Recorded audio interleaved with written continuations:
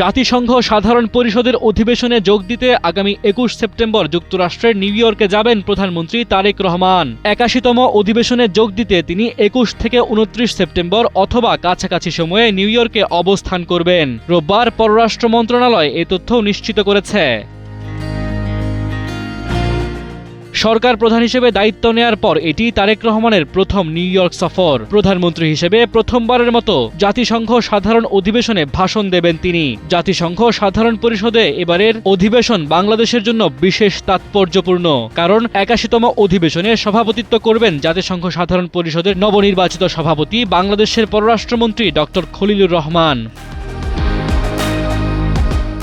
জানা গেছে, জাতিসংঘ সাধারণ পরিষদের অধিবেশনে ভাষণ দেয়া ছাড়াও প্রধানমন্ত্রী মার্কিন প্রেসিডেন্ট ডোনাল্ড ট্রাম্পের দেয়া সংবর্ধনা অনুষ্ঠানে যোগ দেবেন। এছাড়া প্রবাসী বাংলাদেশিদের আয়োজিত একটি মতবিনিময় অনুষ্ঠানে অংশ নেওয়ার পাশাপাশি বেশ কয়েকজন সরকার প্রধানের সঙ্গে সাইডলাইনে বৈঠকের সম্ভাবনা রয়েছে।